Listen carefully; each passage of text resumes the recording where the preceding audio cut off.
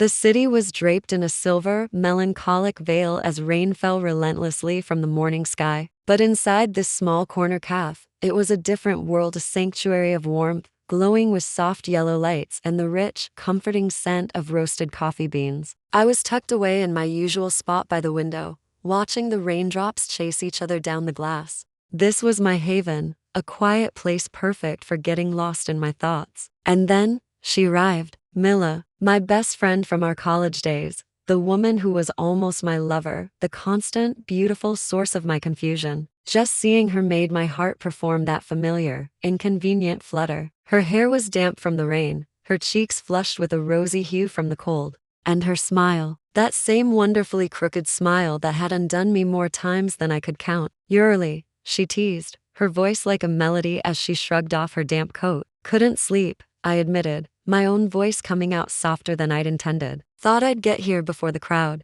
Mila settled into the chair across from me, her chin resting on her hand as she studied me with those knowing eyes. "You still think too much, you know?" A faint smile touched my lips. "And you still don't think enough." We both laughed. It was a familiar sound, one that held years of shared secrets, late-night talks, and unspoken feelings. But even with the warmth of our laughter, a certain tension hung in the air between us. It was something that had been quietly building for months, ever since that night on the rooftop. The night she had leaned in just a little too close, the night my breath had caught in my throat, and the night we both pulled back just before it was too late or perhaps too early. As the rain outside grew heavier, the cafe started to empty out, and soon, the entire world seemed to shrink, leaving just the two of us in our own little bubble. "Remember our first coffee here?" Mila's voice was soft, nostalgic. "You spilled half your latte all over yourself because I told you I was bi." A blush crept up my cheeks at the memory. "You said it so casually. I was completely caught off guard.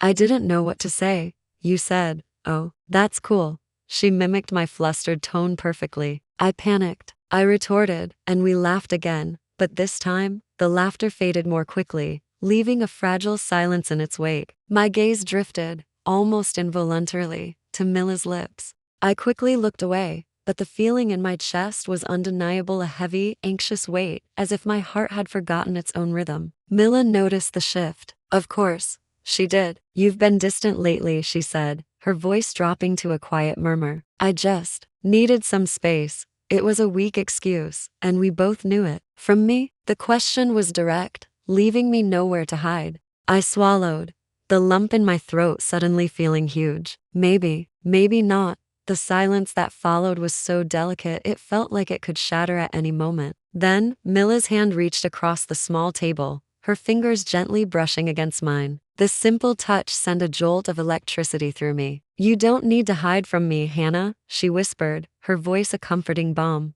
My own breath trembled. "You make it hard not to." Her hand didn't pull away. It stayed right there, warm and steady against mine. "Then stop pretending," she said, her gaze locking with mine. The ticking of the old clock on the wall seemed to grow louder. The sound of the rain outside softened into a gentle patter. I looked up, truly meeting her eyes steady, knowing, and filled with all the words I'd been too afraid to speak myself. In that single, suspended moment, everything else just fell away. It was Mila who leaned in first, closing the distance just enough to test the air between us. I didn't move, didn't breathe. The space was alive, humming with a palpable possibility. And when our lips finally met, it didn't feel like a surprise. It felt like a release, like an exhale I'd been holding in for years. The kiss started slow, tender and uncertain, a question and an answer all at once. Then, it deepened, becoming hungry and sure, as if we were trying to make up for all the lost time, all the missed chances.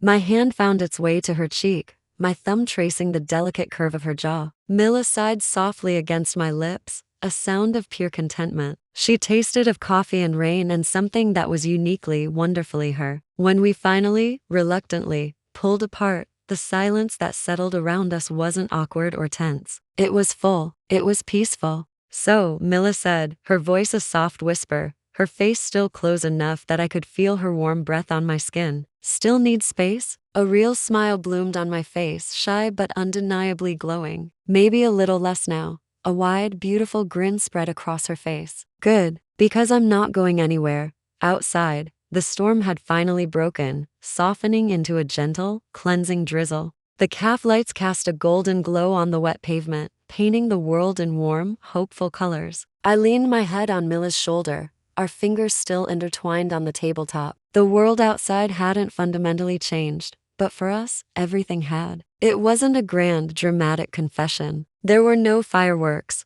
no soaring music. It was just us. Just two girls, in a quiet cafe on a rainy afternoon, who were finally brave enough to be honest with each other and with themselves. For the first time in a very long time, I felt my heart settle into a calm, steady rhythm. The rain continued to fall, a gentle soundtrack to our new beginning. But inside, where it mattered, it was warm, a soft, certain, and very real warmth. We stayed there long after the cafe had emptied, until the lights dimmed and the city outside began to drift off to sleep. And with every beat of my heart, I could hear the same quiet, powerful whisper, "It's time to get closer." Thank you so much for joining us on this journey with Hana and Mila. If their story touched your heart, please give this video a thumbs up and share it with someone who might need a little warmth today. And don't forget to subscribe and hit that notification bell so you won't miss our next story. We'll see you soon.